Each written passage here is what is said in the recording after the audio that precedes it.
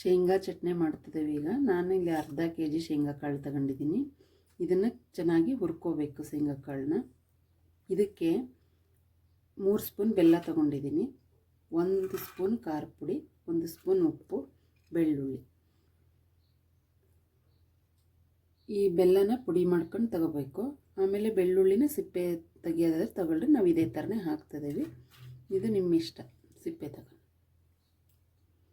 ಮಿಕ್ಸಿಗೆ ಪುಡಿ ಮಾಡ್ಕೊಳ್ಳೋಣ. ಫಸ್ಟಿಗೆ ಶೇಂಗಾ ಕಾಳು ಹಾಕೋಣ. ಅರ್ಧ ಹಾಕ್ಕೊಂಡು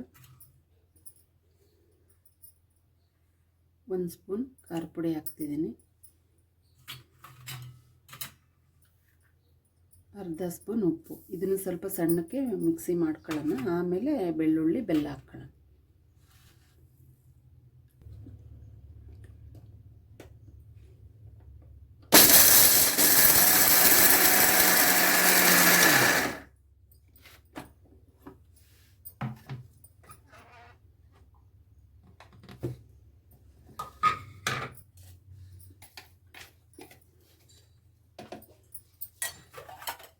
ಇವಾಗ ಸ್ವಲ್ಪ ಬೆಳ್ಳುಳ್ಳಿ ಹಾಕ್ಕೊಂತೀನಿ.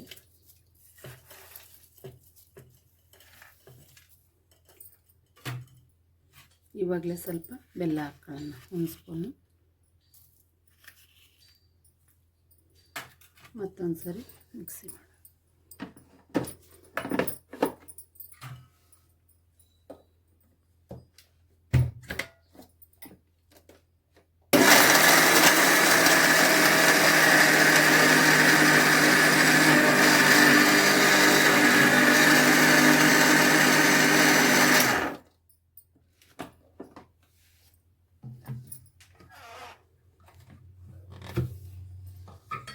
ಈ ಥರ ಆಗಿದೆ.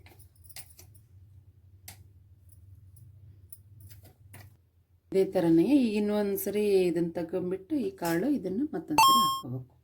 ಶೇಂಗಾ ಚಟ್ನಿ ಮಾಡೋ ವಿಧಾನ ಇದೇ ಥರ.